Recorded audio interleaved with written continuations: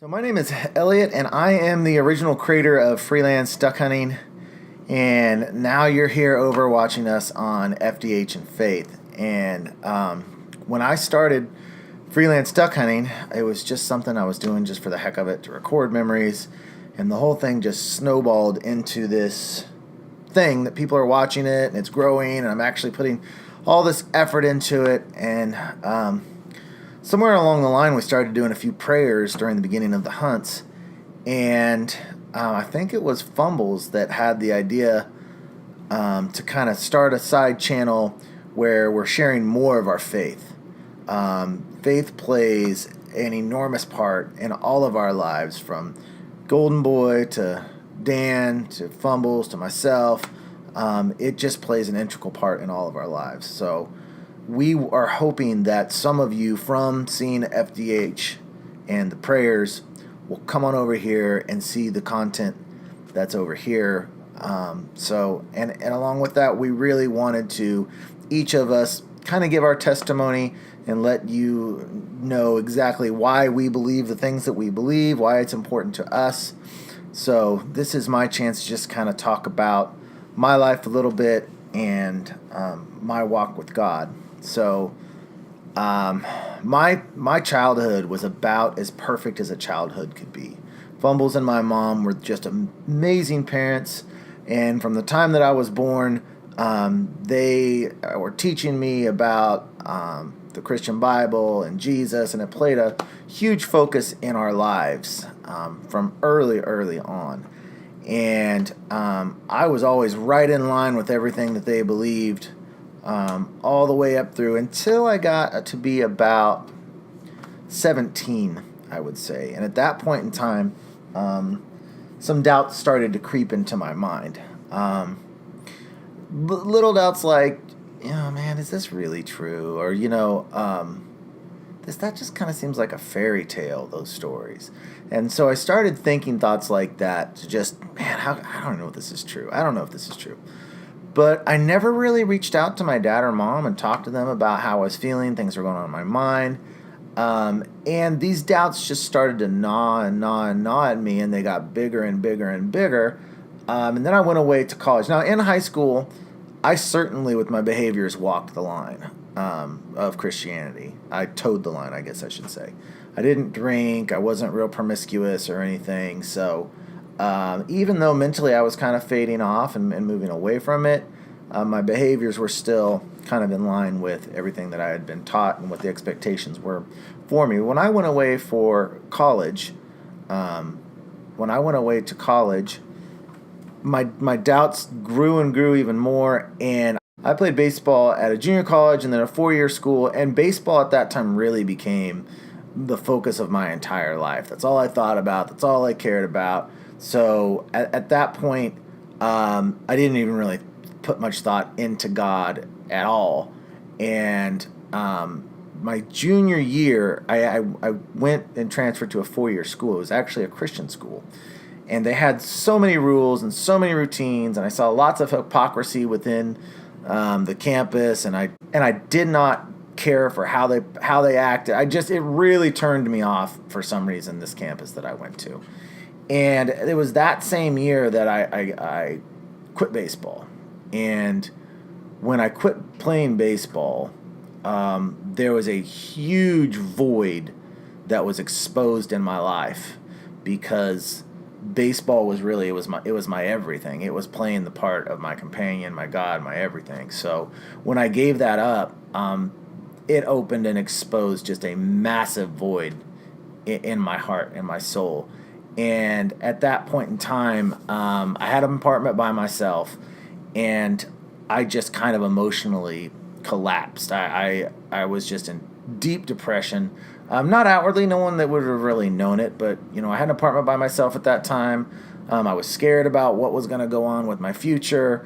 I wasn't living at home for the first time in my life, so I started doing a lot of drinking and getting into some substances and stuff. And one day I'd wake up and I felt like I believed in God. The other day I would wake up and feel like an atheist. So my life just completely, God was no part of it whatsoever.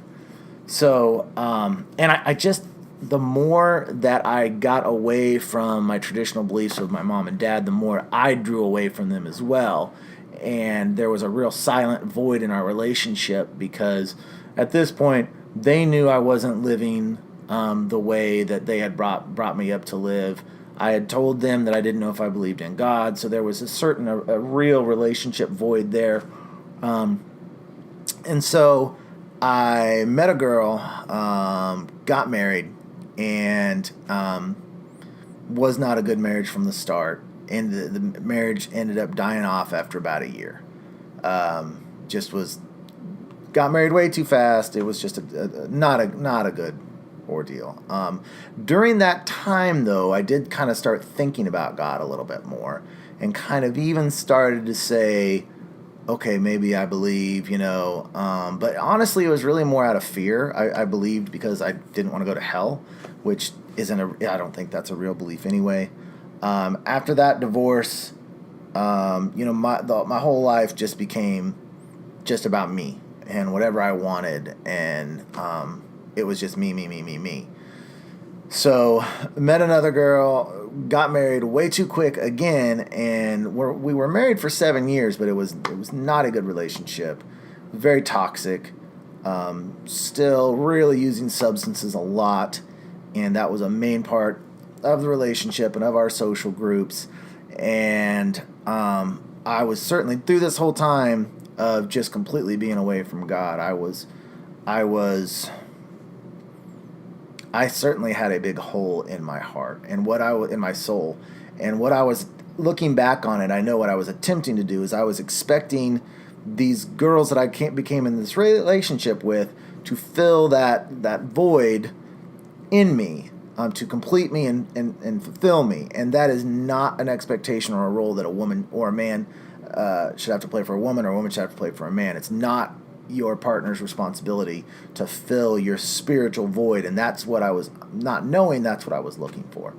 So we had been married about 3 years, and this is my second marriage, and we went through times actually where we kind of wanted to believe in God a little bit. In fact, and I still had these massive doubts of just how can I believe this? How can this be true?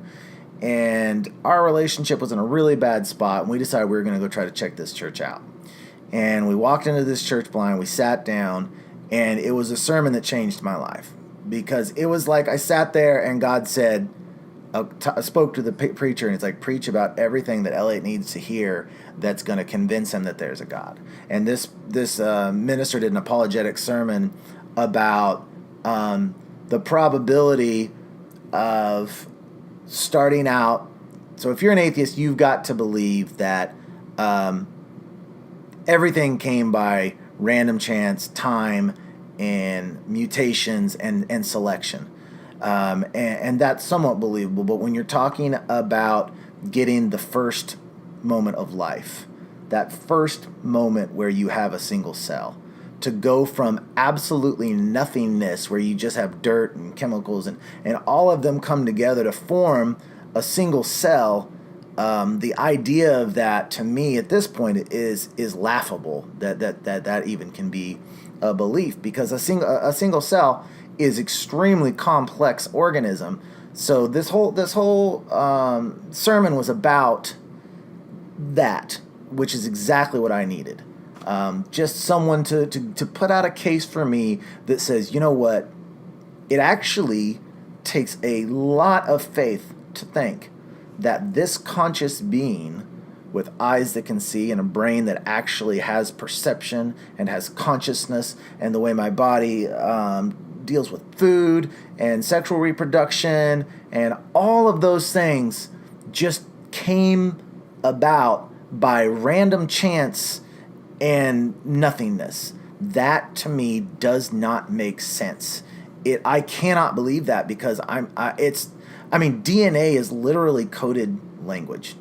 It's coded language and instructions that tells organisms how to form.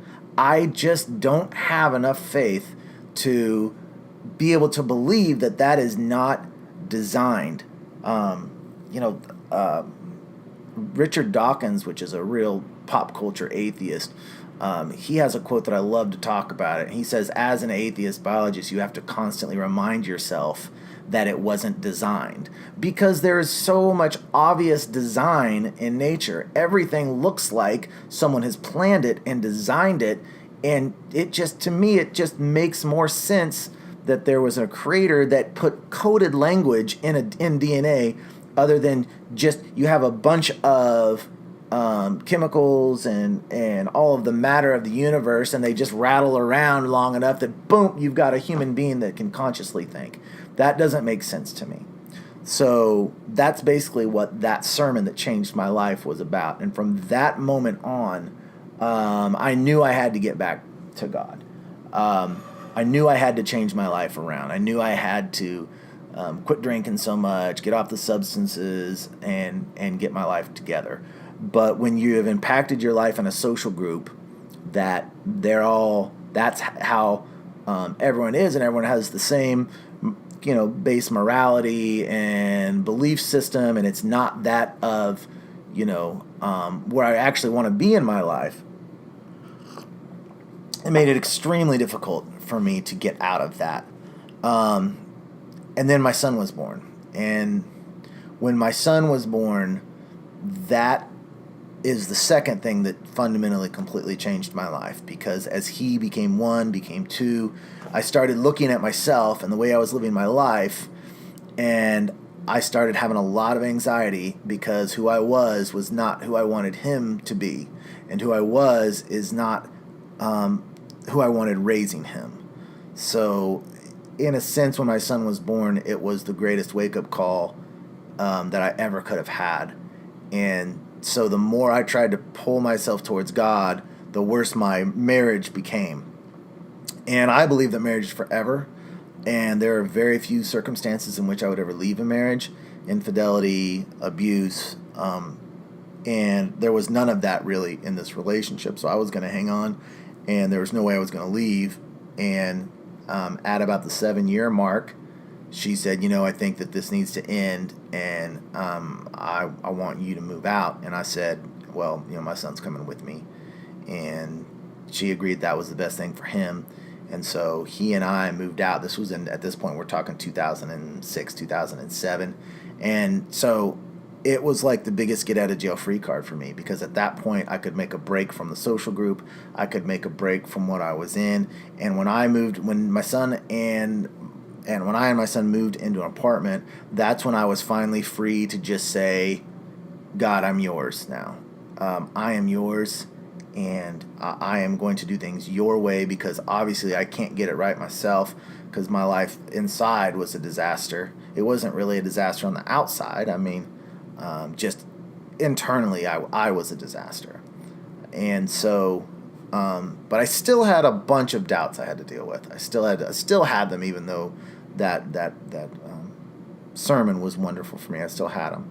So I went, and we lived, Levin and I, my son, lived in an apartment for about a year. And I started getting into the Bible.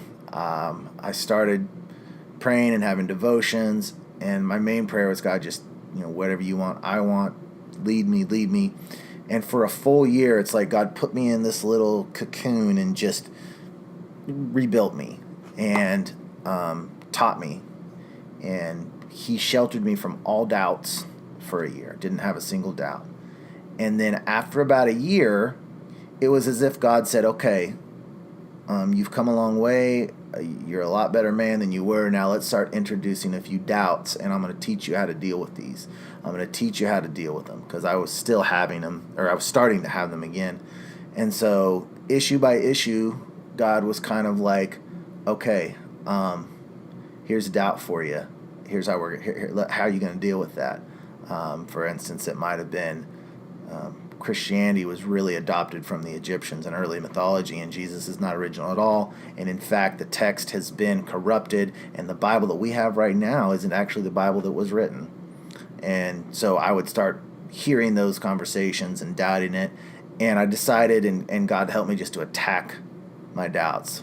And I went through about a 5-6 year period of time where I decided that if I had a doubt, I was going to attack it and study it and even watch debates with both sides of the issue, and I was just going to go after them.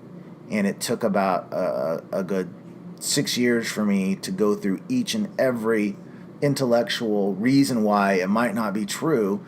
And I got through it on the other end, and the doubts, I mean, for the most part, they went away. There's days where, you say, man, come on, is this real? I mean, that's going to happen. But God rebuilt me through that time.